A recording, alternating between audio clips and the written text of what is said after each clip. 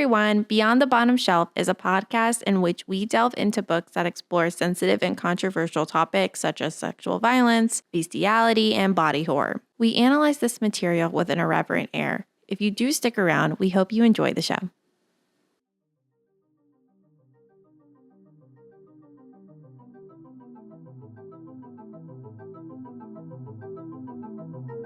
Welcome to Beyond the Bottom Shelf. I'm Jules. And I'm Ash. And this is the podcast that delves into books that have been relegated to the bottom shelf. The daring, campy, transgressive, the unapologetically sleazy and tasteless. We read it all, and we savor it.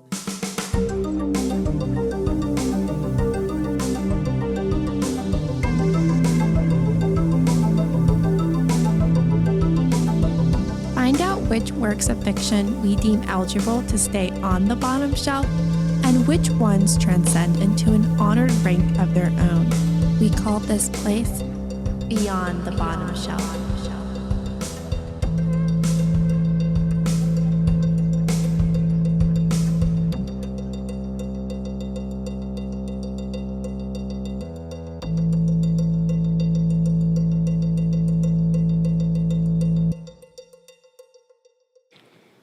Okay, it's recording now. I miss your bongo drums from the last time. I know. I can go get them. We can't top that. I have a feeling this is going to go bad. No, I don't think so. I'm very curious about Jacob's reaction to this book that we're talking about today. Okay, I'm excited. I am me excited too. because it takes place in, Portland. Portland. Yeah, and I'm like, You guys were just there. Yeah. Okay, cool. It'll be too efficient to jump right to the story, so what we're going to do is actually waste the listener's time a little bit more before we get into the book. True. What's going on in our lives? Anything major? Well, Ash is wearing her hair in two braids down either side of her face, which I call pigtails. But apparently when I said that word, both Jacob and Ash freaked out. They're like, what? That's not pigtails. Those are French braids. But They are Jules French is correct braids. about it because she looked it up on Wiki and they had a picture of someone with braids, twin braids. I kind of was like, I feel like pigtails has like a negative connotation. Yeah, I always though. thought of it childish. as like Yeah. schoolgirl cliche, Aesthetic. creepy sort of costume thing. Well, those of you watching the YouTube video channel version. You'll see the pigtails. Yeah. But I was going for a French braided style. Okay? Yeah, They look good. yeah, it looks good. And it's not just straight up braids. Okay? I just can't braid my hair anymore, so I'm jealous. Oh, that's right. Julia got a new hairdo. Julia looks cool now. Yeah, she looked lame. She looks cool and hip, but also sort of like a 40-year-old mom. Do I really? It's got a little bit of that. We were talking about costumes she could wear to this gaming convention we're going to go to. And last time we went, she went as April O'Neil from Teenage Mutant Ninja Turtles. But now her hairstyle is actually more appropriate for that costume. But also, I think it would be super appropriate for her dressing up as Elastigirl from The Incredibles. What do you think of that? I just told Ash this. I was telling Julia she should get like those big hip pads. No, she That, like, doesn't need to eliminate- get the pads. She's already got the hips. You don't need to do anything. But she's like extra, like Yeah, I guess you're That right. girl- that's what I'm Like- saying. That'd be funny. Got those mom hips. Well, apparently I got the mom haircut now, so. Mm-hmm. But it's not too momish, right? No, I think it's cute. No. I mean, It's very like French girl. yeah.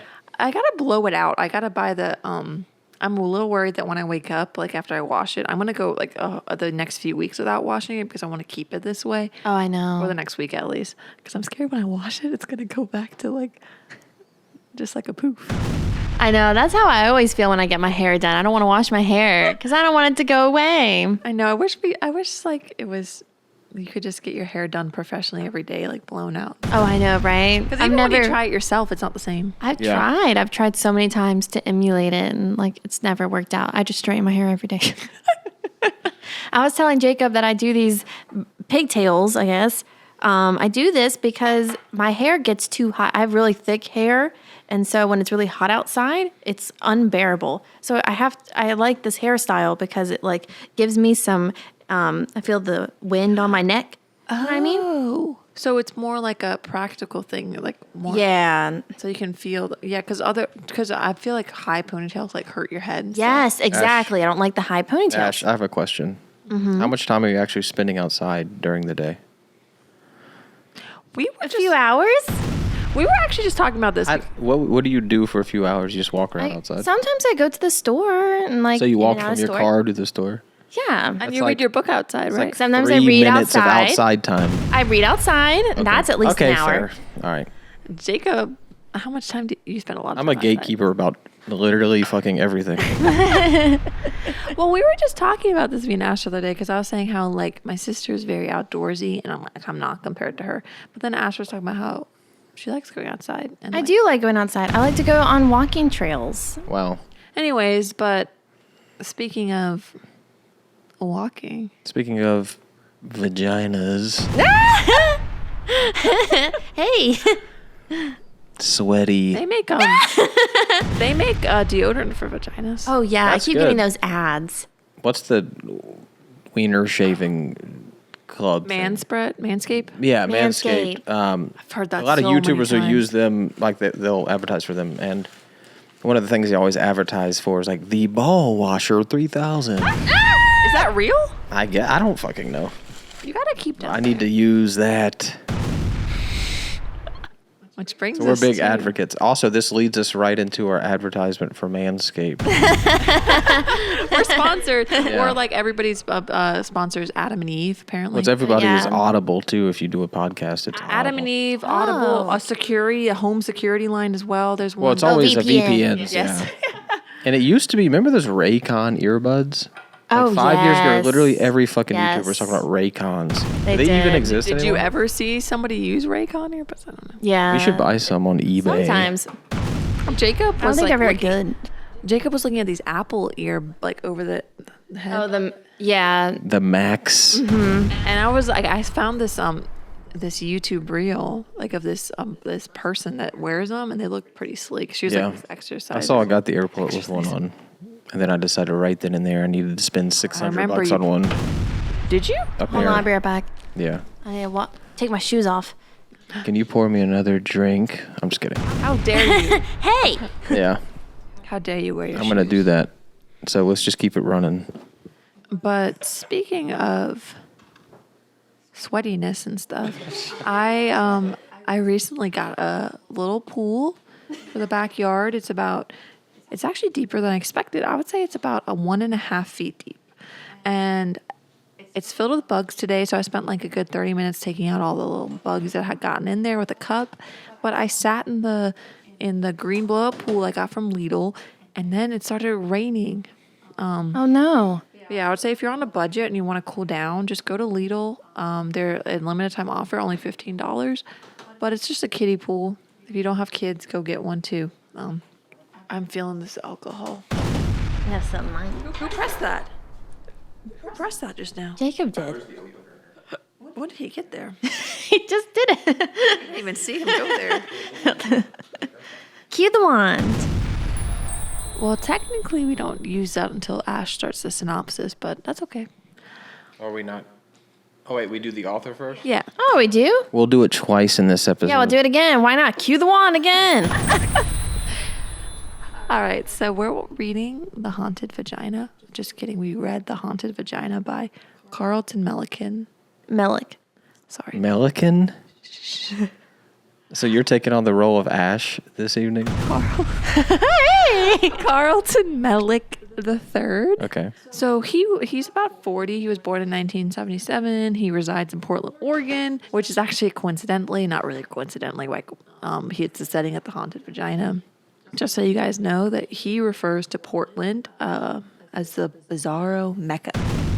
In my opinion, what I try to do with Bizarro is try to combine the fantastical elements of children's books like Alice in Wonderland and combine them with the surrealists, and also combine that with the weirdness of cult movies.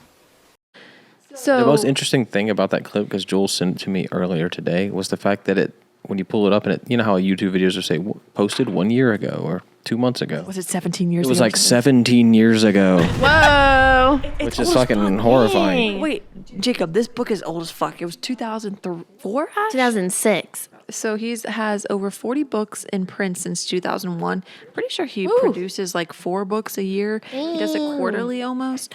And he is best known as one of the leading figures of the Bizarro movement. If you look up a picture of him, Respect. which we might link He to. looks bizarro. He does. He's like a bald guy. He has these very thick sideburns, and he's just Aren't like they called those mutton chops? Is that what it's called? mutton chops. I don't Yeah, know. that's what you call like those big ass Civil War looking sideburns. I think he's just like But then again, we don't know There's anything about people- hairstyles and the nomenclature around hair and beard because we mistake the name for pigtails earlier. y'all don't. I do. I know my hairstyles. Anyways, he is prolific, I guess. He's best known as one of the leading figures of the Bizarro movement. I'm just going to quickly tell you what are some elements of Bizarro. There's absurdism. There's satirical elements. There's grotesqueness. There's weirdness. We talked about the weird in the last episode. Yep. Did I miss one? And there's also a lot of Bizarro people like blend in genre fiction, like sci-fi, historical fiction, or even westerns and fantasy. Yeah, we were talking about weird fiction last week, and Bizarro is almost like weird fiction amped up to 11 with more camp elements. So many more camp elements, which we're going to talk about. But yes. More humor too.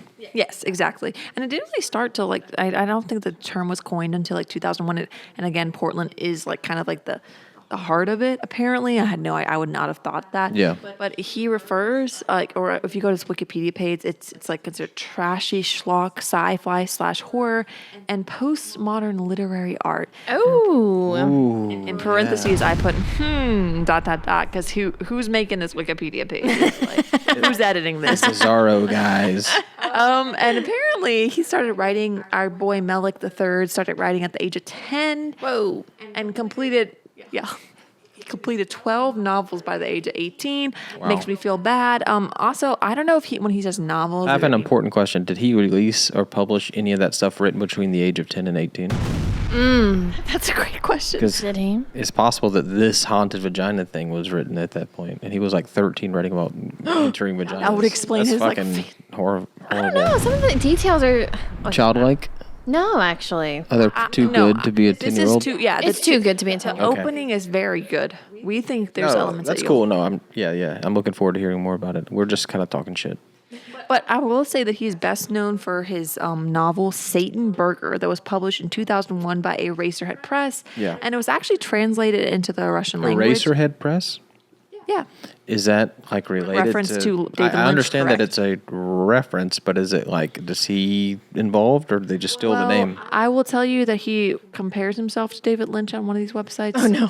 So I think it is a reference to that, which I think I like. Don't shoot that high, y'all. Don't like. Yeah. But Satan Burger, if you look up this is considered the peak of bizarre fiction. If you look up the cover, apparently it's pretty good. Yeah. I but think I've there's- heard of it. Yeah, this I guy- definitely heard of this guy. Yes, you told me this. Yeah. There's Satan Burger, like the front cover. I just think it's very like disturbing, and like this person squatting over this plate, like, and they're naked and looks like they're about to shit on the plate. Wow. But it's like considered the pinnacle. Let me show you a picture real quick. And it includes absurd philosophies, surrealism, and yeah, that's the image. But maybe we should read this in the future. I feel like we're going to definitely come back to this Yeah. dude. I want to read it. I mean, that image, I thought it would be more like illustrated, but it's actually more disturbing and bizarre than I thought it would be. So I'm actually kind of interested in this one. I know. I think that's a girl. I don't know. Oh, is it? Cool. Send it. Let me see that. I'm just kidding. He formed a writing collective for offbeat writers, including D. Harlan Wilson and Vincent Sikowski. I've never heard of these people, but maybe you have. And this scene evolved into what became known as the Bizarro fiction movement in 2005. I'm just going to read some from his website before we get into the book, kind of describe him. Also, he has an action figure for sale of himself, which I think How is much? pretty... Let me check that really quickly. I know we're Because I'm about- sure these would be expensive to manufacture. So I'm curious. Here it the is. quality Here it of is, the figure. Ash, if you want to see it That's too. not bad. No, it's not bad. How much?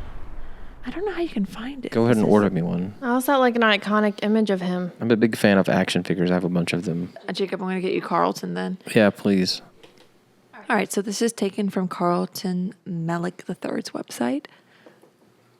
Carlton Melick III writes trashy, squishy, childlike novels set in surreal fantasy versions of consumer America. I like With squishy. an Squishy will do sounds.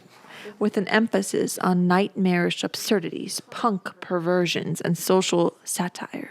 In only a few short years, his surreal counterculture novels have drawn an international cult following, despite the fact that they have been shunned by most libraries and corporate bookstores. They just not popular enough for you to carry them. Exactly. Okay, anyways. Though frequently compared to David Lynch, Kurt Vonnegut, and even South Park, CM3 refers to Carlton Melick III. like that. He uses that. Yeah, that's cool. Is unlike anyone you've experienced before. I should start calling myself BJ. BJW. It's not the BJ. EJW the first. I feel like when I was young, you would like go to a sleepover or a birthday party with one of your friends you didn't know that well from school, and there would always be some kid named BJ. There would be a BJ. I don't know anyone named BJ anymore. I feel like people realize Probably- like, yo, we're not they gonna shed call it. When they turned like 11, they decided not to call the kid BJ anymore. All right, so his influences range from offbeat children's book authors such as Dr. Seuss and Roald Dahl to Japanese cult directors such as Takashi Miike and Shinya Toskamoto to trashy B-movies such as those from Troma and John Waters. Jules, you know about Trauma now because we I do watched know the about Toxic Troma. Avenger. Troma, yes. Troma's Yeah. obviously very What is it? B-movie, Yeah. like, satirical. It's like Z movie. Z movie almost. I'm gonna say one more thing about him, then I'm done. Although he says that although many of his earliest works are surreal and experimental, I think as he aged, his current style, he says this, is to take the most ridiculous concepts imaginable and approach them with complete sincerity, as if they are not intended to be ridiculous at all. Always full of tongue-in-cheek humor, social satire, and told in a simplistic, straightforward prose style similar to that of children's literature or early pulp fiction, Carlton Melick is one of a kind, to say the least. This all comes from his website. I don't know if he wrote this about himself, which I think is... I think he did. Oh, 100%. Yeah. I used to play in a band, and you would play with a bunch of other local bands, and it was always funny to me to read their bios. They'd always be like, a fusion of rock, pop, and soul to create a blend that you've never experienced before. And it'd be like, you guys got to chill with that bullshit. And you'd hear them, Isn't it's it like, cringe? it's all right. Would y'all be like that too? Or We is it- didn't write that kind of shit. Yeah, it's weird to me when people like write this about themselves. It's like, I feel like it'd be like so... If we wrote it, it'd be like a mediocre pop punk band. You almost gotta downplay yourself because, like, when I read this, I actually read the book before I read this, but it's like if you were to read this before, first of all, I'd make assumptions like, okay, you're kind of like super like full of yourself, but you set the bar so high. Like when you compare yourself to like people like all these people who bring like Takashi Miike, isn't that the guy that made those like the like that one shot going into the strip club and stuff? Yeah, that's Dead or Alive. But Yeah. the intro to that movie Jules has seen. But Takashi Miike also made that episode of Masters of Horror where the aborted babies being thrown into the river. God, Ash, you gotta watch this. It was pretty disturbing. He makes some wild shit. Yeah, he does. Maybe we'll watch one of his films. We should do that as a movie night. Anyways, but that's all about our boy. Ash, do you want to take it away? Yes. Cue the one. You the one. Okay, so like we said, Haunted Vagina, written by Carlton Melick III. This is a first-person narrative that is written from the perspective of our man, Steve. Steve has a new lady in his life, and her name is Stacy. Steve meets her on the city bus, but after I'm assuming a long ride on the bus, He gets a little tired, and so naturally he kind of like puts his head kind of, towards the side, and then naturally it kind of like falls onto her lap, to Stacy's lap, and they have like a little nap with each other on the bus. That's nice. Yeah, it's a cute little moment. They both found that their nap together was really cozy. Steve is really smitten with her because she has really long legs for an Asian and silky curled hair. Yes. When they wake up, Stacy asks if they want to continue their nap at her place since she's got a big fluffy bed, and he thinks she's like he's thinking like she's down. Have sex. Right. Okay. But actually, she just wanted to nap with each other. So they have a big nap on her big fluffy bed, and everything's really cute. Okay, that's nice. I know, right? Wholesome. That's right. It's It also wholesome, seems it's like cute. lonely guy daydreaming about a situation that might come up. Exactly. Yeah. So as the weeks went on, I know this because I would do that and write films about this kind of stuff. So as the weeks went on, they almost become roommates, where he literally just comes over and just sleeps in the bed together. They don't do anything. They just sleep with each other in the same bed, and then they kind of go on with their day. Yeah. Quote, "For 3 weeks, we slept in the same bed together. We never had sex. We never kissed. We never took off more clothes than our pants. We just dreamed together. The conversations were brief. We didn't go on any dates. We didn't get to know each other. It was just a sleeping arrangement. To her, I was just a stuffed animal with a heartbeat." Okay. As their relationship continues, he finds out more unique things about her, and she seems like a really cool person with a really interesting background. She, like I said, she's Asian, and she's a very tall Asian. She loves Russian films. She was born in Thailand, but was adopted by a wealthy African-American couple. Gotcha. Does it mention the Russian film she likes? No, Like I knew No, you were they going to don't. ask that. Okay. I knew Jacob was going to ask that, and I knew he was going to be disappointed. It spent most of her life in Los Angeles, but now she lives in Portland since she went there for university. And she has degrees in psychology, history, Russian, philosophy, anthropology, and humanities. That's fucking incredible. Right? It kind of reminds us of our one friend we were talking about earlier. Yeah. She had a lot of... Interest. She didn't want to leave. Like, lot she of just loved degrees. learning stuff. That's cool. Okay, so she was talking about her background, and he started talking about his. He was in a band like for on and off for like 10 years, and like he wanted to be like Beck, if you know who he is, and he wanted to be like him. But he was kind of getting really frustrated with it because it felt like no one was taking him seriously. And so I pulled this quote. You ready? Take it away. I got sick of people ignoring me, talking at their tables like I wasn't even there. It was just a big waste of time. Did playing your music make you happy? She asked. Yes. Then it wasn't a waste of time, she said. Damn. I know. That was fucking amazing. We're going to stop doing podcasts and start doing audiobooks. I swear to God. Right? He realized that after that, when she said that, he realized he was head over heels in love with her. But still, they have not had sex until one day, as they were coming back from an art museum, they see this homeless man, and he's like shivering from the cold. But this is not just your ordinary homeless man. Steve knows this man, and his name is Donut. So you're ordinary homeless man.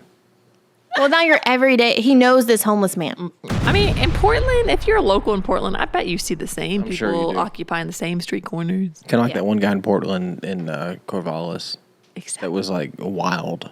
Oh, that we saw every day? We're Yes. like, "There's And that then he was guy." in the post office one day, and the other day he was in the pizza place. And another day he was in the fucking bike shop. I mean, your local homeless people or houseless people, like, you know them. Okay. Steve and Donut have history with each other. When Steve first moved to Portland, he was very generous to the homeless.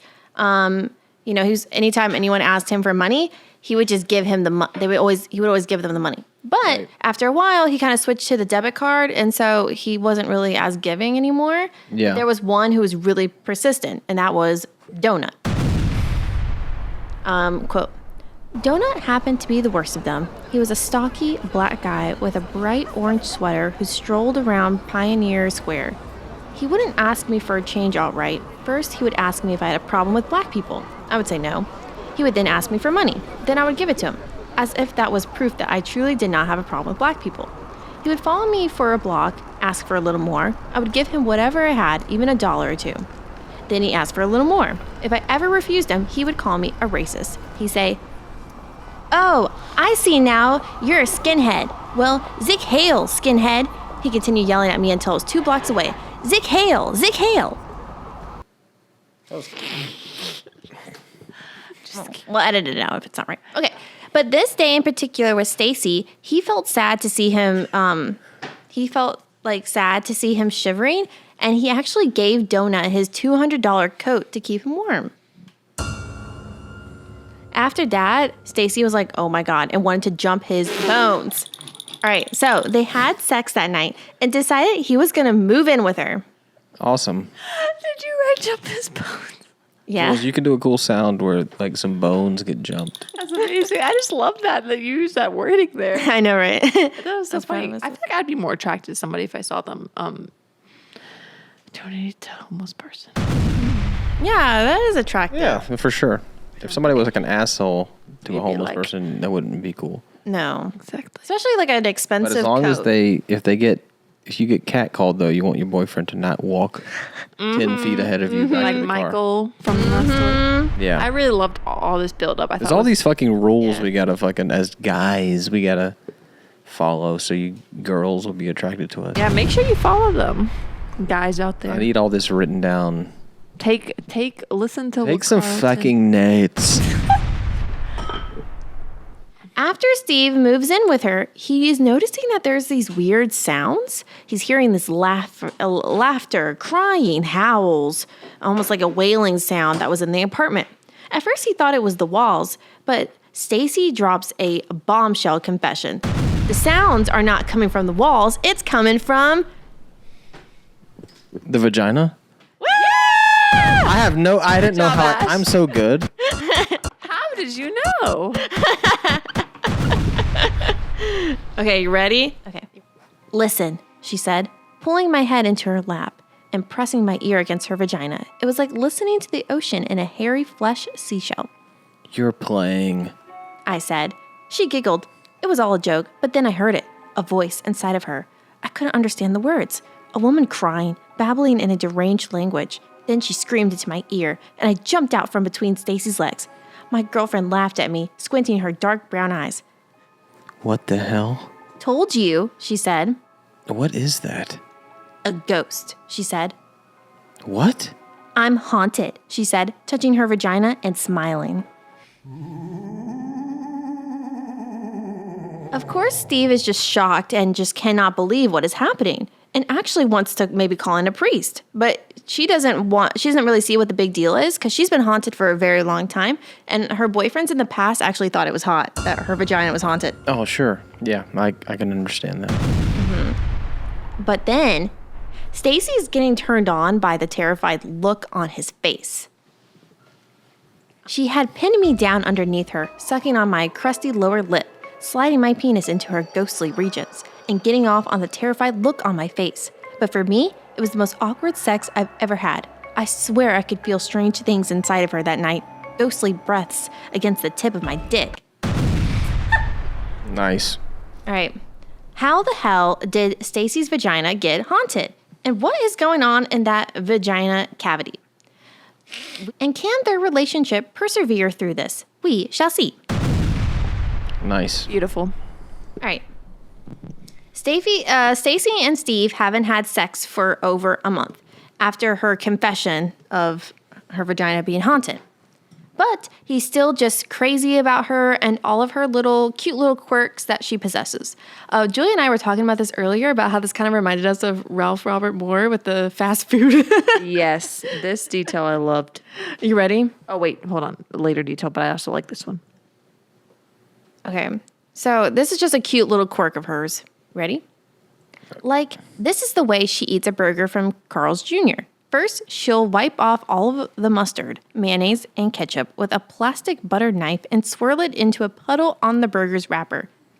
Then she will disassemble the burger and cut the buns into small squares. She'll stab a piece of bun with a fork, then stab one other ingredient. either a chunk of meat, some cheese, a pickle, a tomato, or lettuce. Then she'll swirl the food in the sauce and eat it. I like my food separated, she always said. I like to control the flavor. She does that with all her food: pizza, burritos, sandwiches, lasagna, even curry stews. It's incredibly cute. She's the best person in the world to be around when she's happy. Isn't everybody, though? I know, right? Isn't everybody though? So that's her little quirky stuff with her food. Okay, chapter 3. Steve is about to lose it because they aren't having sex. But she doesn't see what the big deal is. Anal sex is a no-go because both hate receiving. Oral sex is also a no-go because they, though they like receiving it, neither want to give it. Hell yeah. Steve one time tried to put the strap on once. Oh, for the anal? No. So Stacy one time put on the strap on, and that was a no-go. He didn't like anal.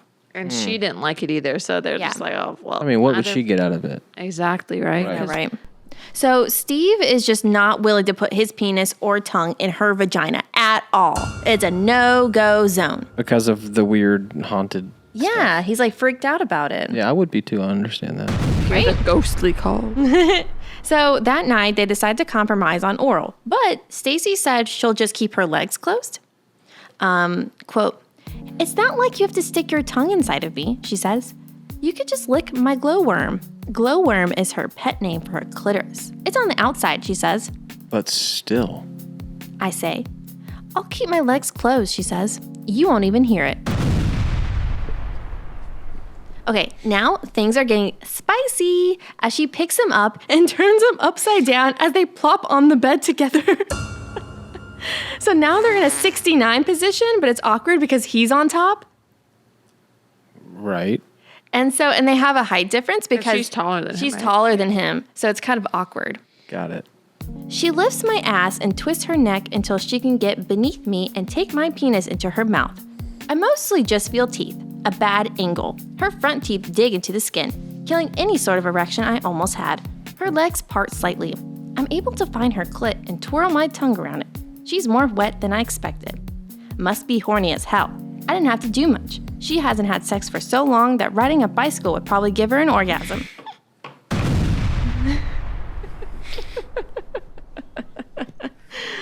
All right. Slowly, Steve starts to get into it, but as Stacy is getting more turned on, what is she doing? She's starting to spread her legs.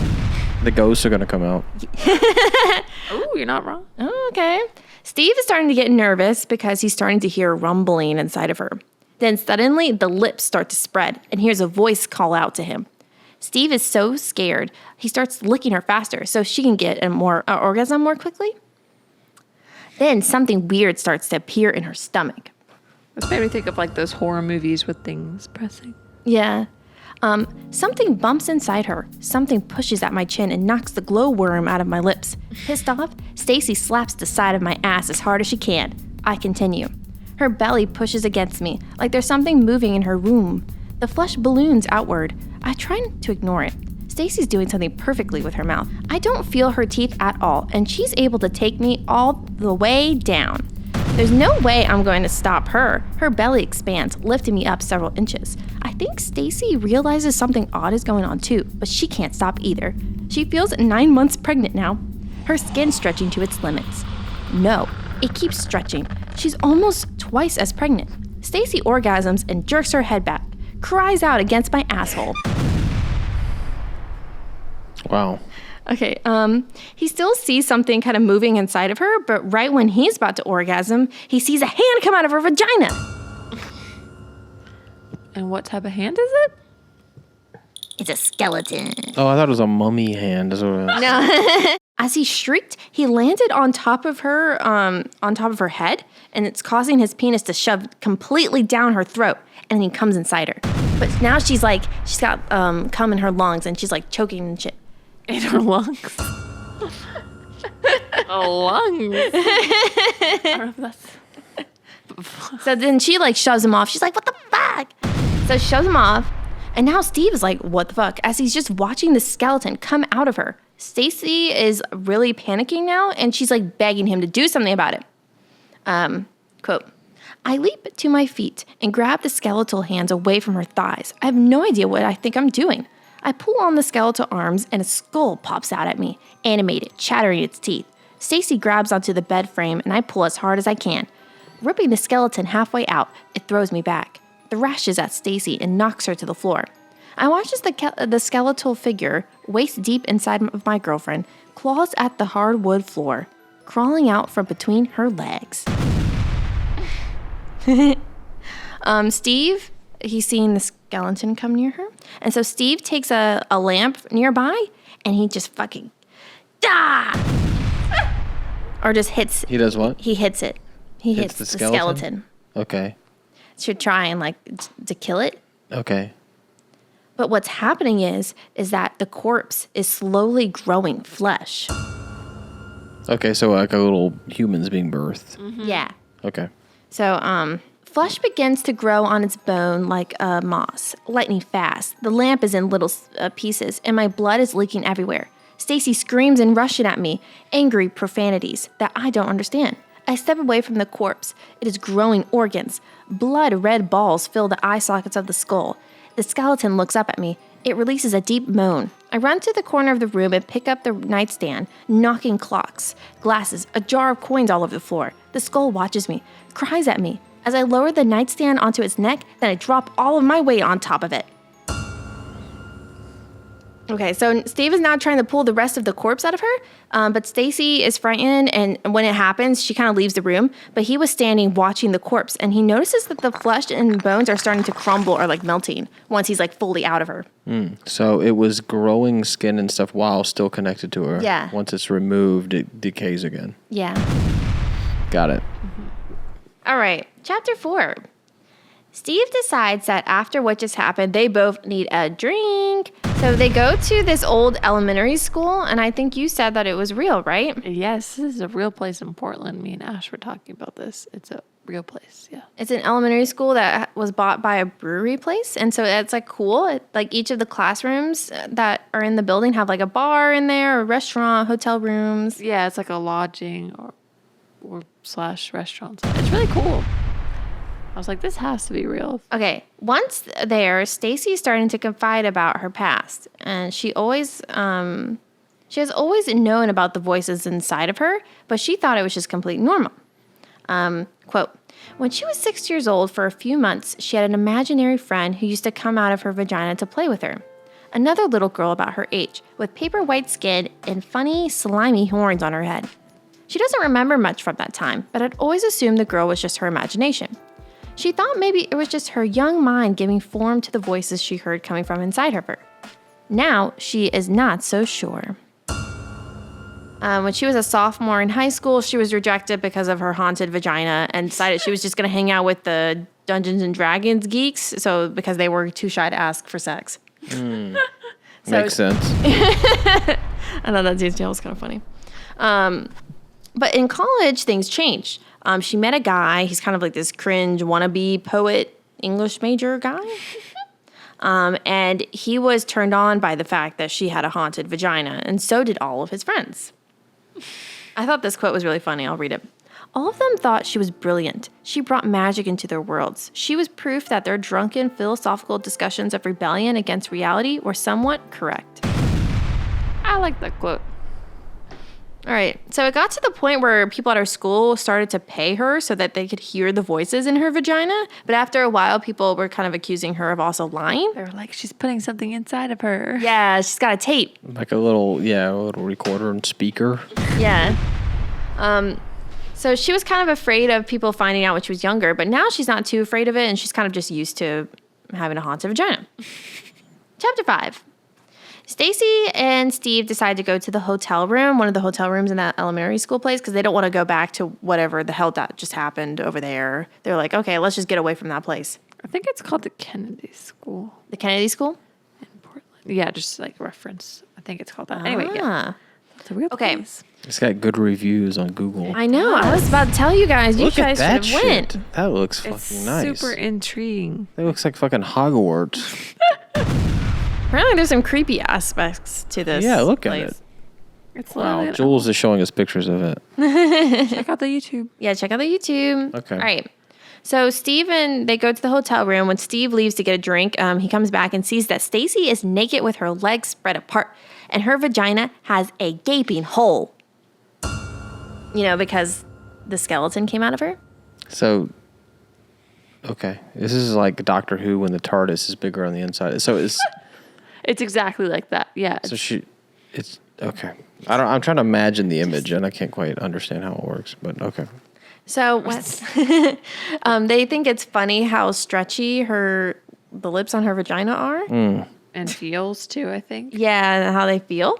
And so she's basically like, oh my gosh, look inside and see what's inside.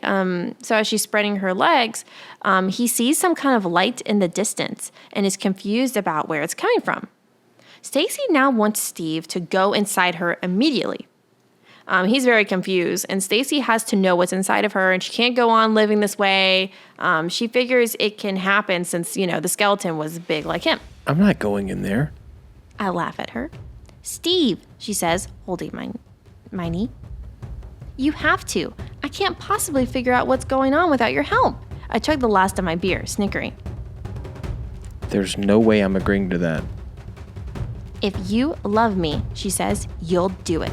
She's completely serious. She's looking at me like this is the ultimate test of our love. If I don't do it, she'll leave me for somebody who will. My voice is shaky. I can't. Please, she says, angry-faced at me, gripping my knee as if to hurt me. I stand up and go to the bathroom. She follows. All you have to do is crawl to the end of the tunnel and look out, she says to me while I'm urinating.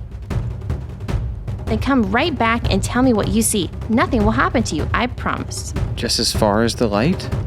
I ask. Yes, she nearly screams, the reply at me. I finish pissing and flush the toilet. I'll give it a try. I tell her. For you. Yay! I'm good at acting. All right, Steve takes off all his clothes and he's starting to try to go inside. Quote, then she pulls her lips apart as wide as she can, about 14 inches. Her hips pop out of the joint like the jaws of a snake opening up for its prey. I hated that part. I know, right? Okay. A lot of inches. Stacy is starting to masturbate, so she's able to open wider. He's trying to go inside, but he's feeling like really suffocated inside, and he can't breathe. But she yanks him out. She starts to cut his hair and like puts oil all over his body. She cuts his hair? Yeah. So she goes where does she get, does she get up and go get like a scissors? Or is she just like, I don't think that's is it like Yeah, that Looney wasn't Tunes and explained. she just starts like cutting it immediately? Sometimes stuff in this book starts happening. Like she can just pull scissors out from behind her. Yeah, they didn't Got explain it. why she got scissors. Okay, so he still just cannot handle it. Okay. My face pressed against wet flesh. My eyes closed. I can breathe, but just barely. My face is hot with my breath. Stacy screams out and plops onto her back again, masturbating furiously against my lower spine. I position my head face forward and try to open my eyes, but the vaginal juices burn them. I can hear Stacy's muffled whines on the other side of the flesh. I can feel her grabbing her breasts against the back of my shoulders. I can feel her holding me inside of her belly. As a way to comfort me one last time before my voyage, I push off with my feet. It seems looser the further I get. After a few inches, I feel Stacy's hand grab my ass and shove me from behind. I straighten out as my buttocks go through. Now lying inside of her, she grabs my legs and jostles them in, using my ankles as handles. I squirm forward. The next thing I know, her lips close up around my wiggling toes. So a backwards birth. Exactly. Going back. Or also, Backwards. now he's also basically a human penis. That's what he calls himself. I thought that was Yeah, that was funny. It's like, I'm a human. But then that thought also gives him an erection. Whatever. So as he's going in, he still hears her masturbating in rage. As he's crawling in and pushes his way through her vagina, he sees a very small hole that is emitting light. As he goes near and peeks through, he sees a sky.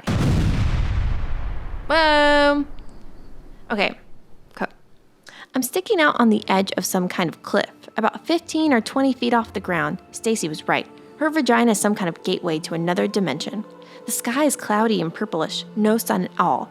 Other than that, I see green grass, a forest, an old rotten wooden fence, but that's all I see. Time to turn back. The walls are trembling around me. The cliff is also trembling. The trees and grass begin shuffling like it's an earthquake. The walls squeeze right around me. Stacy's having an orgasm. I feel her voice in the wind, moaning as the walls get tighter and tighter. Then, fluids flow from the flesh around me and the cave squeezes me out, spitting me into the world below. Dun, dun, dun. So every time she has an orgasm, this place just rocks. It's like an avalanche in that world inside of her, I feel like. Yeah. But he's inside of her. He Yeah. got past the claustrophobia. He's in. All right. Steve looks up and sees that he's fallen and is now looking up at the huge cliff. Steve isn't feeling too well and he feels a large lump growing on the side of his bald scalp. Do you think you know what the large lump is? Wait, on the side of his head? Uh-huh. Is he going to have like a penis grow out of his head or something? No. Okay, maybe you don't actually know too much. Never mind. You Is there not a detail that's hinted at this? You don't know to guess. Never I mind. don't even know. He likes to climb. So he's trying to climb up the cliff again, but it's hard to climb. And he also notices that there's like a dozen of claw marks all around the cliff. Which could indicate that somebody else had tried. Yeah, someone's trying to get out. So as he's trying to climb, he hears a soft female voice in the distance, and now he really wants to leave. He's going into the forest to find something to kind of help him with climbing up the cliff, and when he goes in, he sees, oh, what is that? Whoa, that's a thing? It is, yeah. We bought those today. We have a sponsor for the show. It's Jack Daniels and Coke. Mixed. It comes in a can, That's made for prepackaged. you. I'm gonna try it for the first time ever. It may suck. I'll let you guys know. We're gonna It was made for Jacob. when we title this, we're gonna be like the Haunted Vagina / Jack Daniels Coke review. But when I say Jack Daniels and Coke, we know that's a 10 out of 10. Jacob, But I'm talking about the prepackaged can version. I know, I kind of want to taste it, so pass it to me. Sorry to interrupt you, Ash. Interesting. As he's going into the forest to find something to help him climb the cliff, when he goes in, he sees there's an old cabin in the woods. Inside, he finds some overalls, some boots, and even a rifle.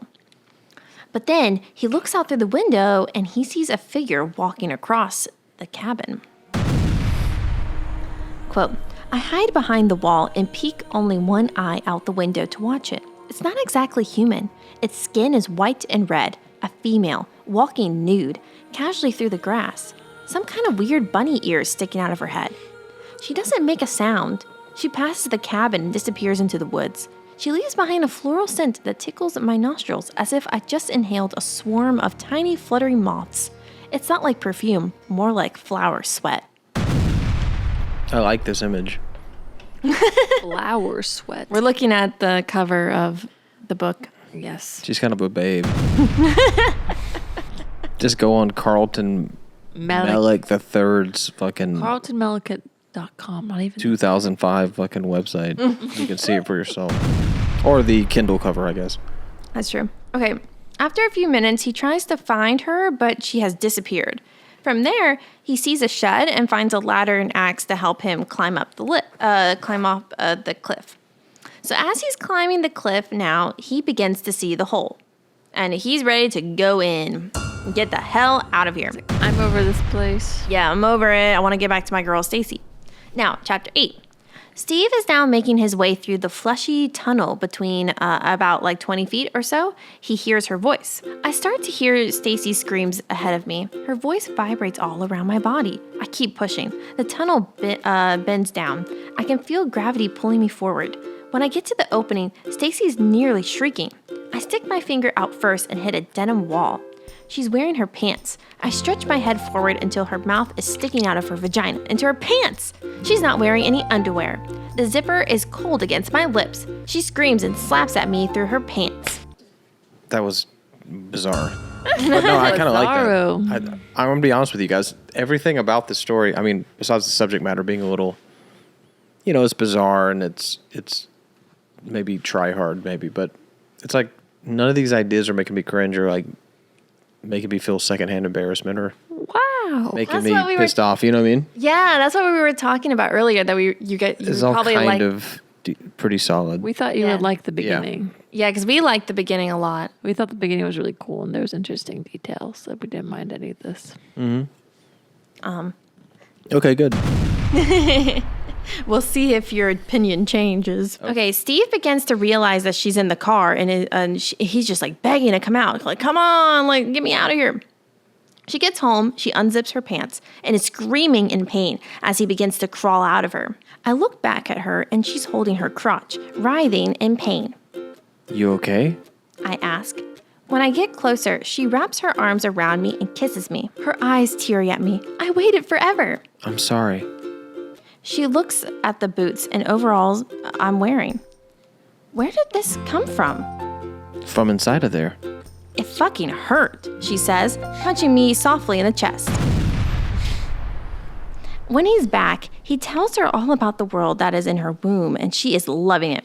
Stacy is also convinced that the woman that he saw, from the window, that little demon-looking thing, that was the one from her childhood, remember? Yeah. Her imaginary friend. Yeah. Say that again, Jules.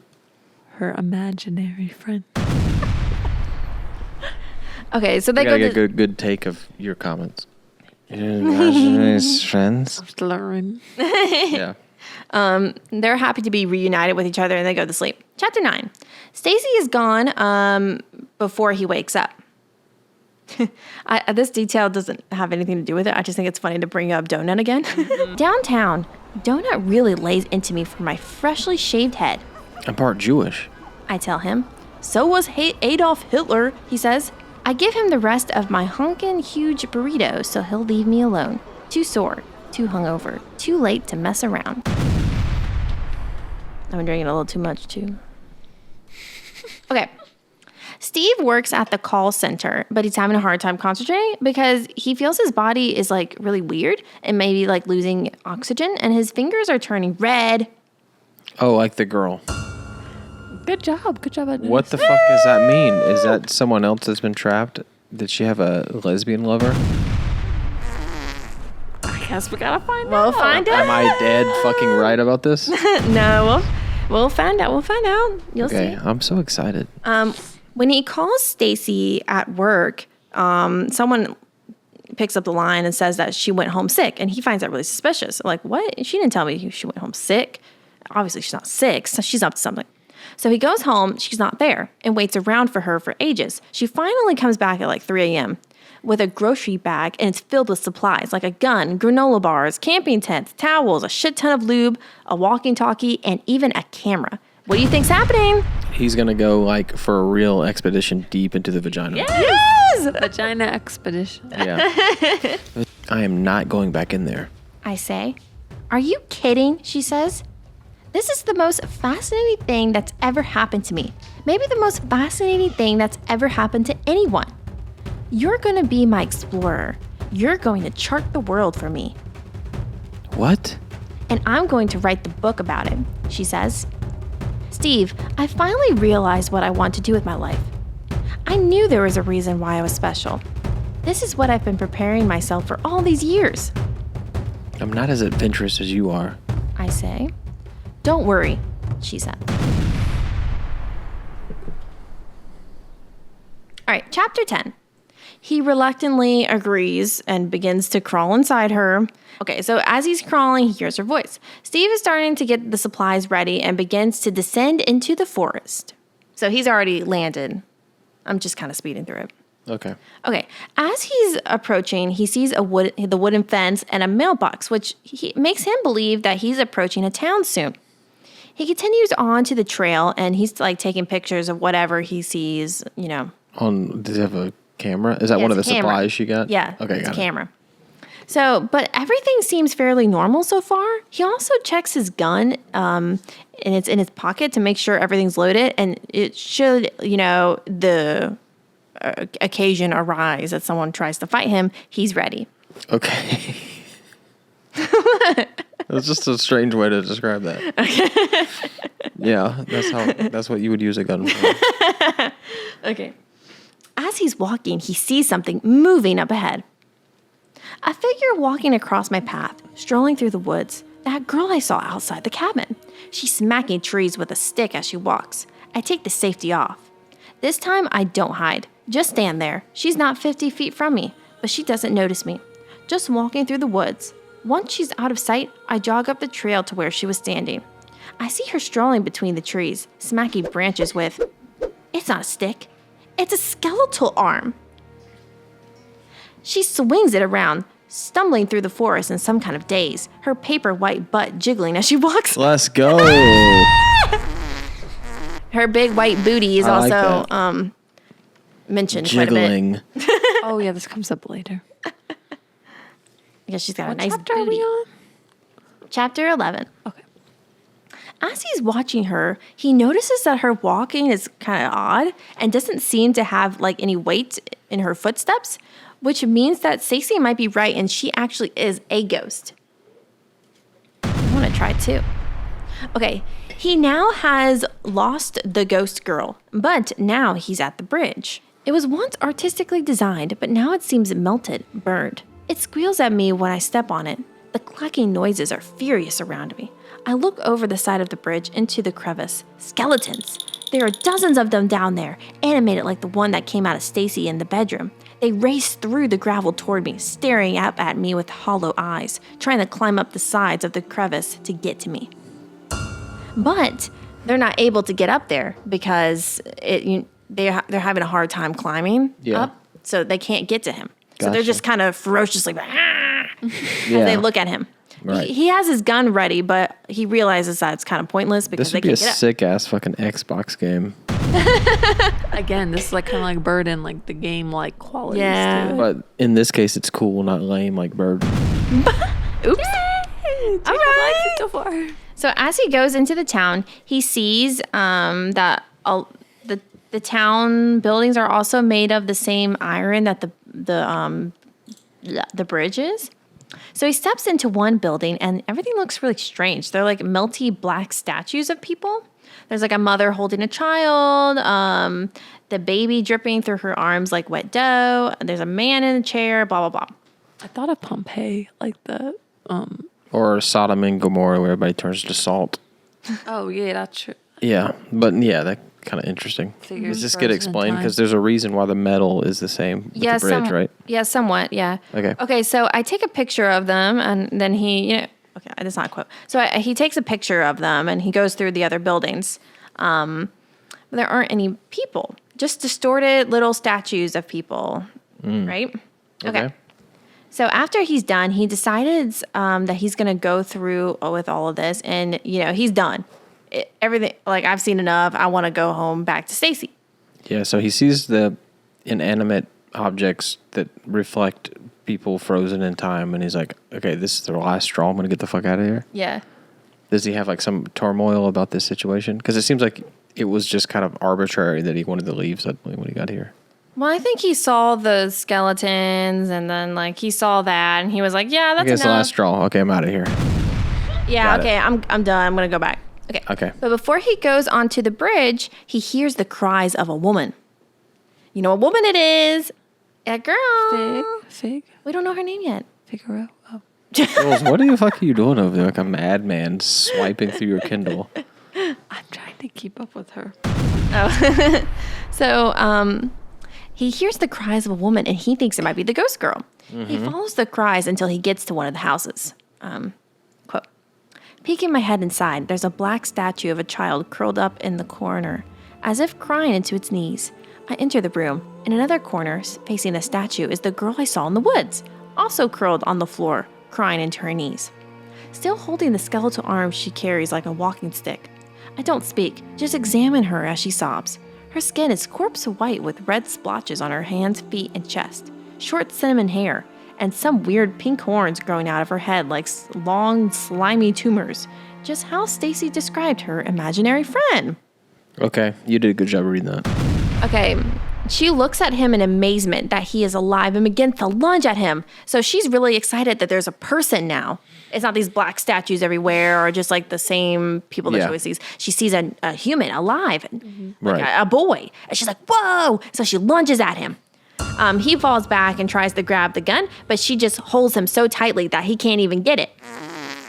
I'll describe her physique. Right? Okay, let's go. Her skin is like latex, much more smooth than normal flesh, much squishier as well. She looks at me, flicks her eyelashes. Her eyes are cherry red. I love your feel, she says, caressing my cheek with her plastic hands. She seems so unnatural, but she doesn't look or feel like a ghost. Her eyes are very large and her mouth is kind of small. She's more like a computer-generated cartoon character. She steps back from me, her footstep weightless. Her shadow looks all wrong. No, she's exactly like a CGI character. She's like Jar Jar. Jar Jar? This is definitely something written. When was this written? 2006. 2000. Yeah, it's closer to the time that the Phantom Menace would have came out. I was like, what's this Jar Jar reference? Yeah, that's very interesting.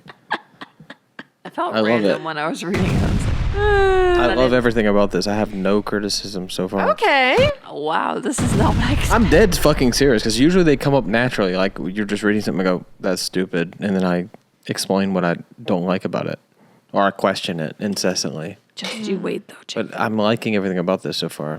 Maybe it's that can of Jack Daniels and Coke. And now maybe he's more positive. Yeah. I know. Actually, I do like this story. I mean, not to get ahead, but I do genuinely like this story, even though I have some faults with the ending. But whatever. Okay, we'll see Okay. how it goes.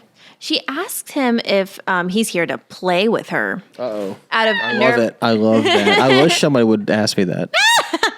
Out of nervousness. That'd be the best fucking thing ever. That'd be like a dream. You want to play with me? Okay, maybe not when you're like a little kid.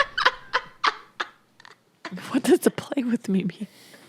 Okay, so I take it back. out of nervousness, he says yes. What's your name? She asks. Steve. I tell her. Ew, she says. I hate that. I snicker, but she doesn't laugh with me. Just stares at me with her annoyed eyebrows like I'm the oddest thing she's ever seen. What's your name? I ask. Fig, she says. Nice name. I tell her. So her name is Fig. He just continues to follow her out of the building and then suddenly asks her if he knew who Stacy was. But apparently they seem to have bad blood because she was like, she said I wasn't real when they were kids.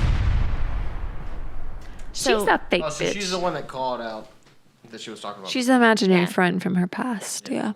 Okay, he then notices something strange in the distance. Okay, I point at the black and ask the girl, What is that? that's the cancer, she says. Cancer? I ask. It took everyone away, she says. So, God, I'm fucking killing it. the black stuff that we saw, Yeah, okay. It could be cancer. could have been the cancer. That's so a reference to Ralph Robert Morris. we don't know if Stacy has Is this cancer. going to end on like a note where it's actually gets serious and she's got cancer? No, Nah, it's not. not it's really. not. Fine. It's not Burden-esque. It's It's less. It's cringy just than that. it stays through and through weird throughout, as No, he's opposed not to trying to like be the- it's some lame symbol or metaphor. I think Jacob will like the ambiguity of this one. Yeah, it's Say not. ambiguity one more time. I think Jacob will. I think we will all appreciate the ambiguity to some extent. You nailed it that time, Joel. No, it's not lame. It's not lame. It's a little confusing, good. but it's not lame. No, that's fine. I like confusing. It's not like some stupid metaphor at the end. Exactly. Okay, so chapter 13. Jules had her headphones over her eyes for a second. She looked like Geordi from Star Trek: The Next Generation. I didn't even mean to do that. You have to watch the YouTube podcast to see. Yeah, we'll post a clip of Geordi, Georgie and the Jules. guy from Reading Rainbow. All right, we're almost done. You're right. Chapter 13. When they go into the mansion together, it seems as though she is alone. It doesn't seem like she's alone because there's other aliens that live with her. But they don't exactly look like Fig, but they still have that three-dimensional cartoon-like physique. Can I Okay. tell you one thing? Yeah. So when I was reading this story, I realized who I thought Fig reminded me of. And she reminded me of Mantis from, I kept thinking of Mantis, the high-pitched voice from. From Guardians of the Galaxy. Oh, Oh, you're right. That's who I kept envisioning. I didn't know if that was like weird, but I like, kept thinking because she was like this like innocent, almost naive character, and that's who I thought of. Oh. So that's who I kept like subconsciously imprinting on. And I just realized that in this moment. That's You subconsciously imprinted on? like, I don't know. I think That sounded like the fourth fucking movie in the Twilight series where everybody's imprinting on each other. Ew, why did I say imprint? That's who I Doesn't the subconsciously. one wolf guy imprint on their Yeah. daughter? Oh, Yeah. the Twilight. That's fucking Yeah. I thought you were talking grooming right there. That's fucking wild. Speaking of bad CGI, that's Twilight. Breaking Dawn, that little girl that grows up in like the. That's the worst CGI you'll Is ever. CG it's baby? bad. Yes. Yes, Hey it's guys, bad. can I propose something? Can we You're proposing watch to me? all? No, I would never do that. Can we? I want to watch all. No, I got a more important proposal to watch all the Twilight films Yay! in 4K. As a movie night, Yeah, I got to buy them on 4K now. that'd be amazing. That's the scariest on part of the whole 4K? thing. Yeah, I think They're so. I'll so check. bad. Me and my friend They are bad. rewatched those like when we were in high school. And You would appreciate it though. Yeah. They're It's bad. hilarious. Should we do that first or Diablo Cody marathon first? I think Twilight. I'd Yeah, rather Twilight. appreciate. Okay, fuck yeah, dude. Diablo Cody sucks. Oh yeah, we talked about it. All right, let's move on. So he takes a picture of all of them when they're in the mansion. Okay, he can't seem to figure out the language that they're speaking, but it almost sounds like they're speaking in Chinese. But she tells him that she spoke to them and told the people that, you know, he's her new playmate, so don't worry. Okay. Steve and Fig begin to, you know, socialize with everyone in the mansion and even do some like clay modeling together. Oh, that was such a weird detail. I know, right? It was so bizarre. Okay, so Steve finds a moment to kind of walk away, and she remember because he has the walkie, so he tries to reach Stacy via the walkie, but it's very staticky. But then Fig walks in and asks what he's doing. I'm leaving. I tell her, "You're not leaving," she says. I need to get back to Stacy. I say, "But we haven't even played yet," she says. I thought we just did. She wiggles her nose at me. "We just had dinner. I said I wanted to play after dinner." Dinner took too long. I need to go now. "But Mom said you could play with me forever if I want." Maybe another time. I turn and walk away from her. "No!" she shrieks at me. I keep moving. So Fig begins. Fuck yeah, dude. So Fig begins to Give me call that out. back. Jules for keeps the- stealing my Jack Daniels and Coke. How do you say that word? Jules, would you give it a 5 out of 5? Zephron. Zephyrons? Zephyrons? I'll give it a 4 out of 5. Okay. Zephrons.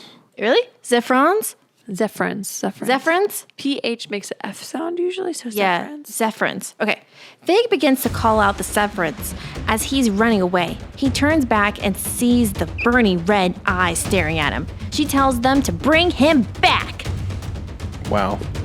I can't believe you tried to run away from her. Like, you know she's gonna bring some like. I know. What did he think he was doing?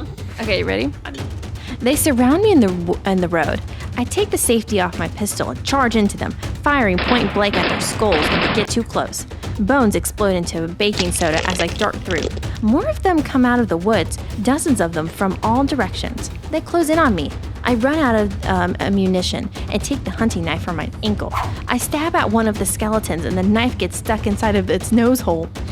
As I'm trying to pull it out, skeletons grab my arms and wrap around my back, seize my legs. The knife falls out of my hands, and I'm picked up off the ground. Clacking noises all around me as they raise me over their heads. They're rubbery? The rubber. Oh, sorry. Rubbery? Fucking hell! I knew it was rubbery. Rubbery. I knew it was rubbery. I knew it was rubbery. Okay. Rubbery. I like that better. What would rubbery mean? Like they're got a ruby-esque quality? Like they're red and crystallized? I knew it was rubbery. I know. We know Okay. you know. Yeah. Their rubbery bones cut off the circulation in my elbows as they bring me back to Fig. Take him to the mine, she says. Nobody will hear him there. So, the skeletons take him to this mine shaft. It's very blubbery, and he bounces off like a trampoline when he falls over. But the mine shaft is kind of looking more like a well. This scene, it's not exactly the same, but it kind of reminds me from what's it called? What's that book called? Uh-oh. We'll edit this. That's fine. The Wind Up Bird Chronicle. There's a scene What where the fuck? I thought you were going to talk about like A book we read? Child's Play 2 or something. no. I didn't think you were going to bring up like some high A literary. literary reference, some highbrow shit. There's a scene where the character goes into the well intentionally. He's not thrown in there, but he goes in intentionally to try and distort his reality. It's too much to explain without. But anyway, Context. I thought Batman Begins. Oh, did you? But there's a scene where one of the girls closes the well on him, and like that kind of reminded me of the book. Okay, cool. Which you just gave me this book, so maybe I'll read it. I got some of Ash's old books. So anyway, once he's at the bottom of the well, he's at the bottom and he looks up. Fig looks down at me from the circle of sky. "You're not going anywhere," she says, her voice more scratchy than squeaky now. I need to go home. I don't belong here. "You have to play with me forever," she says. I need to get back to Stacy. "She'll forget about you," she says, like she forgot about me. But I love her. She stares down at me for a while, then she leaves. Let's go. Okay. He feels around and believes that it's Stacy's flesh that he's in. So as he's looking, that's why it feels all kind of blubbery, because it's actually her flesh. He's now at the bottom of their world, where the earth kind of meets her body, and now he's trying to embrace the fleshy ground he feels, and he's becoming quite distraught and hopeless in this well. All right, time passes, and he sees that he's starting to change. Quote, "My skin is changing. It's becoming rubbery. The redness of my fingertips has spread down to my wrists. My chest and feet are also red. Slimy balls are growing out of the sides of my head. I'm becoming like Fig. I haven't eaten anything since my last energy bar, but I haven't been hungry or thirsty at all. I should have died of thirst by now. I believe my new skin is absorbing nutrients from the atmosphere. Stacy's body must feel this world in the way it would feel feed a baby in its womb. People don't need to eat or drink here." As he starts to wail for his love, he becomes tired and falls asleep when he awakes. Okay, this is actually really bizarre. Okay. All right. So what happens is, I awake to a cracking sound coming from the back of my head, then a tearing sound down my spine as if my flesh is being unzipped from my neck to my pelvis. I'm unable to move as my body opens up. My bones and muscles separate. A skeleton crawls out of me. I leap away, kicking at the creature scurrying across the sweaty ground. My body is lighter. I feel my back. The wound is already healing, but my insides, hollow. My bones have become animated and detached themselves from the body. The skeleton claws at my wormy toes like a kitten. I love this part. I know. For some reason, it's so funny. No. I tell the skeleton. It clacks its teeth at me. Bad skeleton. The skeleton wags its pelvic bone like a tail. So his skeleton has become his little pet now. Okay. It's so cute. Bad skeleton. So now he's more like who? Stacy. No. He's The inside Fig. Stacey. Big. Does Fig have a skeleton buddy? I don't think so. So how is he like? So I don't know. You'll see in the next description. Like as he's turning something. red and shit? Got it. Yeah. So now he's fully transformed and even has gained a pet out of his skeleton. Quote, "Fig finally returns. I'm completely like her now. The long, gooey horns, the white and red splotched flesh, the large eyes and small mouth, the bouncy latex skin. My mouths are just as unnatural as hers, like I'm claymated or computer generated. You're like me now," Fig says from above. Her squeaky voice is like needles to my ears. "You do belong here." She drops a rope down to me. "You have to play with me," she says. "No running away." I'll be good. My voice is alien. It's just as squeaky as hers. My voice box must have been turned to rubber. So yeah, he's like big now. What? Wow. But what does it all mean? Will we find out? I don't know. Will Probably we? not. I don't know. We'll see. I got a question. Is there an origin story to the haunting of the vagina? Or is it just No, because is what it is? That's when I first started reading this. I was like, is it gonna be like Cock, the episode we never got made? Like, is there like this Japanese folklore? But this is just coming from his own mind. You mean Colin's mind? Yes. But it doesn't have to. I mean, I wouldn't be shocked if this somehow at some point explained the initial haunting and what sex act or whatever the fuck resulted in this whole thing. But it doesn't do that. That's what I thought it would do, but not really. It doesn't. Okay. Interesting. Okay. When he climbs up, she warns him that she can command the bad skeletons to come up again if he tries to run. Okay. Though Steve is kind of being agreeable with her, he's definitely going to kill her if it means he needs to get back to his Stacy. Okay. Fig wants to play until suddenly the ground begins to shake. Remember what's happening? She's having a what? Orgasm. Orgasm! That lady's cheating on him. Oh wait, she's not just masturbating? Well, No. that's like Okay, I went a little ahead. this is one of the Wait. points in the story. That's kind of interesting. I wonder what the implication of all this is. Okay. Let's keep going. This is part of the story where I was like, how does he just know these things? Well, okay. So what happens is Fig tells him to follow her because she knows what's happening with the earthquake. So there's a crowd over kind of forming around the cliff where he initially came from. Mm-hmm. Wait a minute. Stacy's not. A geyser erupts out of the side of the cliff. A burst of white fluid, then another burst of white fluid, then another. Stacy's having sex. I can't keep my mouth closed like an avalanche. The valley fills with some guy's cum. Some Nice. guy Stacy's cheating on me with. It's only been a few weeks and I'm still inside her. What is she doing? Is this explained or is Stacy like a scumbag?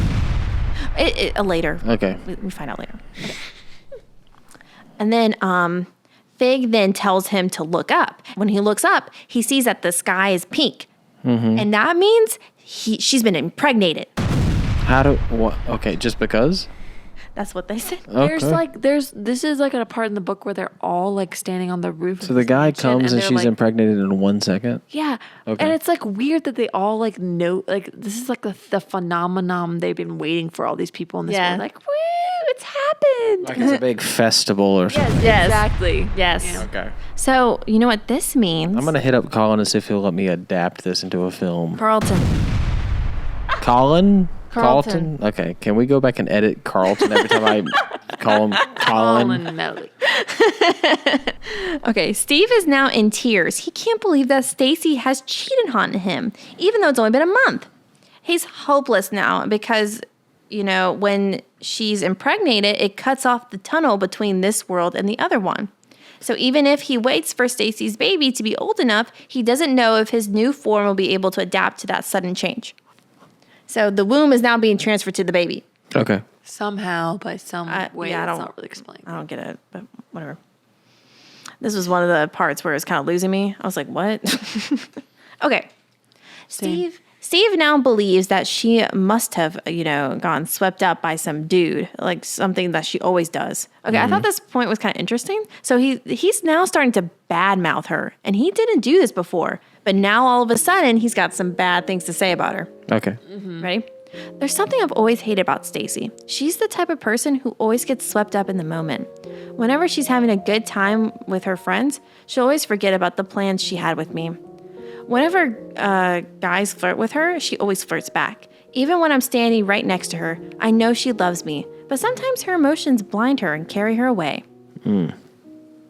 I want to leave her for sleeping with another guy. I want to kick her out of my house and tell her I never want to see her again. But I can't. I'll never be able to leave her for as long as I live. Ha ha ha, punny. You'll never be able to leave her. Right?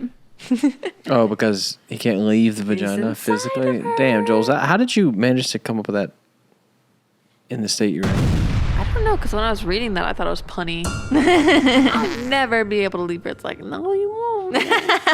Yeah, I like it. It'd be interesting if this was from a female writer.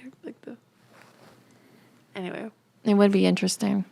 That'd be an interesting lens. I was kind of reading it from that lens at some points because I didn't really know if there was like a metaphor going on, but I don't think there so. was going to be metaphor. I'm kind of glad there wasn't, but Yeah. I thought there was going to be like similar to burden. No more metaphors or symbols required. Fuck metaphors. We want just random, absurd nonsense. Thank you, Bizarro. Yeah, I like that stuff. All right, we're almost done. As he's walking around, he looks to see that Fig is following him, and Steve's about to punch her if she gets too close. He Okay. wants to, keep on with the trail from the mansion, but And doesn't she have something. the big jiggly booty? Yeah. Okay. Oh, that's coming up. Okay, good. But something is compelling him to go back into the mansion with Fig. I guess there's nothing better for him to do because there's nowhere to go. Okay. He looks to, he goes inside and he looks at her and she's kind of like pulling on carpet fragments, but her ass is in the air and Steve is checking her out. Okay, let's go. How the fuck did I time that so well? I know. You did knew. time that very well. So Fig says she wants to play now, and Steve is unamused at the moment because he's still kind of upset about the whole Stacy thing, and he's Yeah. kind of still thinking about her. It's time to move on. Fig's right there, ass up, ready to go. I might need to cut that out. No. Okay, Fig pulls him to one of the kitty beds. I thought this Okay. was really weird. Okay, so she starts to move her finger now towards his penis, and he just shoves her away, and he's very enraged at this point because again he's thinking about Stacy. Mm-hmm. But though Fig does have that flowery scent to her, and he loves it. So he's just so enraged, he just doesn't know what to do. So he takes Fig and slams her on the ground and pins her down and begins to choke her. But she wants something different because she's kind of into the choking. She's like, that's not how you do it. So she wants something different. It begins to put his erection inside her. Because that's what play meant all this time Yeah. when she said play. Yes. Right. Well, I think we understood that. Yeah. Also, Seemed like a choking sexual was something connotation. that her and that one Stacy used to do. So I think that was like a callback. Yeah, it was a callback to Yeah. that. Yeah. Okay, so this is what it felt like inside. Are you ready? There you go. Inside, it's like hot jelly or maybe rubber cement. She writhes under me with a crooked smile, gripping my hips and pulsing against me. We kiss each other with our tiny mouths, pressing against each other, smooth plastic skin. My rubbery penis pumps into her latex vagina, creating a loud squeaky sound that echoes through the musty room. No, our sex feels far from human, more like snail sex, or jellyfish sex, or Japanese anime sex, our boneless bodies twisting into inhuman positions. It's incredibly strange, but it might just be the best sex I've ever had. Okay. And so when he orgasms, it literally looks like raw eggs that have like gooed up into in her shaft. Like a yolk almost? Yeah, it's almost like a yolky hated consistency. that. It was really gross. Nice. I didn't like that. So after they had sex, he walks out and starts to theorize what this place might be. He's got a lot of theories and rhetorical questions. So keep up. This place isn't a ghost world, just a beaten down, lonely world. It must have been around for centuries, getting passed from host to host, mother to daughter, generation after generation. I can't even begin to imagine how this place was even created. Perhaps it was created by some kind of cosmic accident. Perhaps it was bioengineered by some kind of Asian Frankenstein. Or perhaps it's some sort of evolutionary mutation. Perhaps a long time ago in Asia, where Stacy was born, there was a village that had too many people but not enough food. Perhaps this situation went on for so long that evolution had to step in and do something about it. Perhaps a few mutant females were born, each containing fertile worlds inside of them. Worlds that many of the villagers could move into. Worlds where its occupants wouldn't need food or water. Worlds that could sustain several villages. All that would be needed is to feed and protect the female hosts of the worlds. Okay. That's a good theory. I guess so. I don't know. It's like simulation theory. But then Essentially. he's starting to think that maybe the cancer was Stacy's mother's disease and maybe had passed on her world to Stacy. Okay. But the truth will never be known. Because remember, like, all the buildings were, like, blackened by this, like, cancer thing. Okay. Yeah. I thought that was interesting. Yeah, I kind of liked all this part. Yeah. So Fig steps on the balcony with him, and she begins to feel sad with the new pink sky because it replaced her old sky that she, grew to.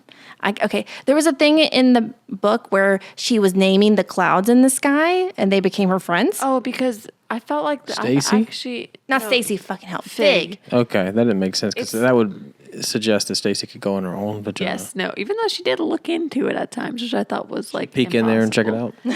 But Fig did name, like, she pointed out all these inanimate objects like rocks and sticks, and she like named them, which I kind of like alludes to like her loneliness. Yeah. Okay. So that kind of, I don't know, just like this like night, like this innocence to her. Yeah. All right, so because of that, Steve kind of feels this inclination to kind of comfort her. And then, you ready? Yeah. You love me back, she says. I freeze at the word love and step away from her. I never said I love you. We hardly know each other. But you changed for me, she says, petting my slimy horns, touching my skin. You're mine. I didn't want to change. It just happened. It happened because you belong to me. Bam. All right, last chapter. Chapter 17. Okay. Fig and Steve are now married. Cue the bells. What the fuck is happening?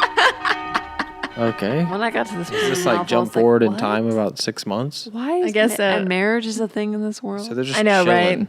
He's been in there for like a year. I guess so. a long while. Okay. The It's been a baby's while. growing. Yeah, the baby is growing. I guess the baby Gotcha. hasn't come out yet. Is there like a big baby in the sky? a little god? a little bit? Okay. But not at school, I think. That's good. Okay, so Steve is now totally in love with Fig, and he has moved on from Stacy. Fuck Stacy, dude. Yeah, fuck her. But not in a She good way, cheated in a on bad him. way.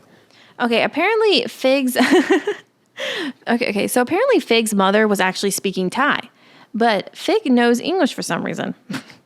Maybe because of her friendship with Stacy in the past. So that was a whole nother detail. I don't know. Also, there was a detail of when Steve was first inside of her that she could see him in her like body. He was like a little guy. I remember Yeah. she could see like him through in her veins, and I thought of like that movie where the guy's like shrunken and traveling inside the body. Inner space, Jules, Yes, exactly. with Martin Short and Dennis Quaid, Yes, I couldn't remember the name of that movie. I knew that Jacob would know it though. directed by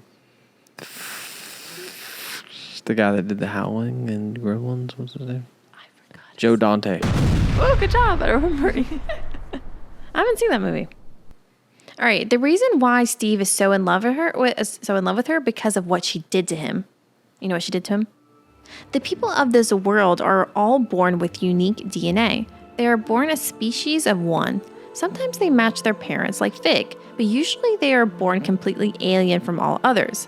When a female is within the vicinity of a male, she releases supercharged pheromones that alter the man's DNA to match her own. He will mutate into the male counterpart of her species. Then they become a species of two. So actually, when she said, "You belong to me," she meant him. Yeah. All right. Okay. And also the horniness that he feels for her is so much more deeper than before. You know, he had horniness when he was in the real world, but something about this just felt different. Okay. How's this gonna fucking end? It's more. Yeah. Is it good? All right. We'll see. Okay, so now, because of all that horniness, Fig is pregnant. So it's like an Inception situation with He literally baby within a has- baby Russian doll scenario. He literally. Oh, it is like Russian doll. Oh. Yeah. And he literally has to have sex with her because they're like made for each other in Yeah. this world. They're like, yeah. Yeah. Because there's something about her being the only female of their species, they have to have, like, he needs to jump her bones because that's it. Not the jumper bow. We should do a little skeleton sound. Cute, adorable clapping. skeleton sound. Yeah. That's adorable. Okay, so he was starting to kind of dig through his old crates, but then he finds the walkie-talkie that Stacy Oh bought shit. him. Is he gonna get out of here at the end? We'll see. We're gonna find out about what's going on with that one fucking creepy guy having sex with her. He thinks she's cheating, but it's actually gonna be more noble. We'll see. We'll see. Okay. So Good point. This walkie still has batteries. So out of curiosity, he goes to the roof and tries to see if he can contact her. Remember before he was having such a hard time with the walkie? It was going really static. But suddenly after a few tries, he hears a faint voice and is in fact Stacy. Okay, you ready for some acting? This is so cheesy. Yeah. Steve, is that really you? You sound so strange. I can hear her crying. I miss you so much, she says. I miss you too. I think about you every night, she says. I've kept the batteries in the walkie-talkie just in case you ever wanted to reach me. I never gave up hope for you. Yeah, that's why she fucked some guy only a few weeks after I went missing. How's the father of your child? She pauses. I don't know, she says. It was just some guy I met at a bar. I was so upset. I didn't know what I was doing. I sit down in a wicker chair. How's your lover? She asks, almost annoyed. Fig? She's doing fine. We're pregnant. She should be due any day now. Same as you, I believe. Not the word pregnant. We're pregnant. Okay, so apparently I nailed that. So apparently the reason why Stacy was hooking up with that guy was because she was jealous about him and Fig. So it's a little more nuanced. Like, I love this. It pissed me off. I hated you for what you did to me. I fucked the first guy I could find, hoping I would drown you two in his cum. I thought I did too. Her voice stopped, coming out of me. My vagina was silent. I felt horrible. I thought I killed you. I would have sent somebody in to see if you were okay, but it doesn't stretch anymore. I was hoping you were still alive in there, inside of me. Stacy desperately wants to see him, but Steve tells her that he has a new life now and that people depend on him there. I loved you more than the whole world, but I've got a responsibility here. I've got people that need me. I've already moved on. I know. I'm married and I have a child coming. I know. But, she pauses. Are you happy? She asks. Yes. I'm very happy. I just want you to be happy, she tells me. I am. She cries into the walkie. Stacy, Yeah? I'll always be with you. She continues crying and then the walkie cuts out. I think she turned it off or maybe threw it across the room. That's another thing I always hated about Stacy. She always cut me off in the middle of a conversation for the sake of being dramatic. The end. That's the end? Yeah. yeah. Damn. You guys said the ending sucked. I like that ending. That's like super interesting for it to end with that line. I think that's kind of like, I like sort of the abruptness of it. There's something about it that's interesting. I thought the ambiguity is something that you like. I think it was cool that nothing was completely explained. Like he was making all these speculations. Like, Right. was this world created for this reason? Was it like cancer? Well, what's the reason for this? Yeah, I kind of like this story. Really? This might be my favorite one besides Ralph. Really? Oh, okay. Wow, this is not what I was expecting. I know. You were not gonna like it. Yeah, no, this, yeah. Does it go beyond the bottom shelf for you, or why do you like it? I mean, I don't even know what that means because I didn't even read it. But I hate to say this. This is kind of like a weird barometer for why I like something or don't. When you were reading all this stuff, it just wasn't like triggering me or in the way that I like get triggered in a cringe way. Mm-hmm. When we read all this stuff, I'm kind of like, oh, that's stupid, or that doesn't make sense, or that line of dialogue is corny. I kind of like didn't feel that way about any of it. And some of the ideas were interesting, and I like the way it ended. Yeah, I don't know. It didn't. I kind of like it. Yeah. But then again, you know, I'm just getting fragments of it, and I'm getting a Ash summary. Mm-hmm. But yeah, so it's always a little skewed. I think I really like the beginning, Yeah, Yeah. me too. and I think the ambiguity is cool. I didn't really like the world as much. I will say this: that whole like once he enters in there, and you kind of like he's in the vagina, and he's like hanging out in that world, that kind of seemed to drag. Yes. Yeah, that's what we were Yes. And it didn't really have too much to say or do, or it seemed like there was some world building happening there, but it didn't really pay off in any way that was that interesting. Yes. And maybe it was ambiguous in a way that was interesting, and maybe I missed something in some detail somewhere because I didn't, obviously read the whole thing. But yeah, there seemed to be a sort of a slouch in the pacing there. Mm-hmm. But yeah, no, I kind of like how it ended. If that was the last line that we read, I think that's kind of interesting. The end on that, a little bit of dialogue there. The thing was, is just I thought the beginning was so well thought out, and it seemed like he put a lot of time into that and like the details of Stacy and him and their relationship. And it wasn't just some ordinary of like, oh, I saw her and she looked cute and then we fucked. It was like a cute little story that they had, and it was unique. And so when it came to that part, when he actually goes into the world, I thought it was a little lazy and like, I don't know. I didn't think it was as well thought out. I kind of like him having things he didn't like about her, and he's reminded of it even at the very end. I think that's actually kind of like realistic and kind of interesting. Because it's not until Ash pointed it out like halfway through that he says something he didn't like about her while he's in the world. Yeah. And the final line is something that he did not like about her. Yeah, it's very kind of human and raw and interesting. Which is the last line of the book, right? That is, yeah. I do think the main conceit of him going to the vagina is interesting. But I think there's something missing there in terms of some speculation about how her vagina is haunted, where it began, when it started. Does she ever go, hey, ever since I was 10, this was a thing? 12, 18, the first time I had sex. Is there any kind of back? It seems like it's missing something there. You're actually wanting more of an explanation. I don't need it to be overly explained, but it's such a missing ingredient that it does seem like it needs something. Yeah, it just feels kind of like random, and it feels a little too aimless and like something from our past. Unfocused. Yeah, it just feels kind of strange in that way. So a little bit of explanation might have helped in this case.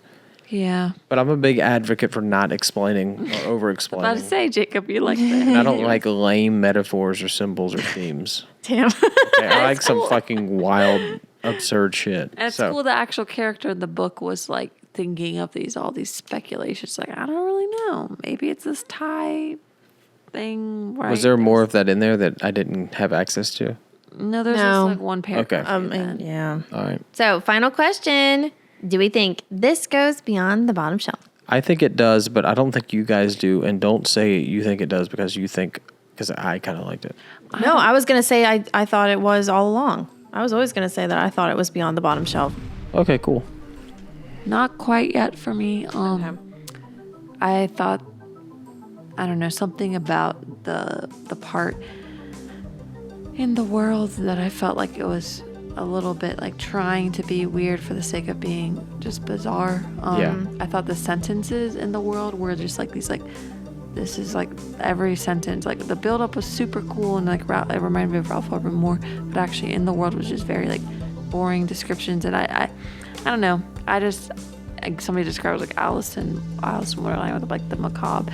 It's not beyond the bottom shelf for me just because I felt that there was a sense of like a little bit of trying to be weird. But I thought it was fun to read. Yeah. But again, it's this bizarre genre.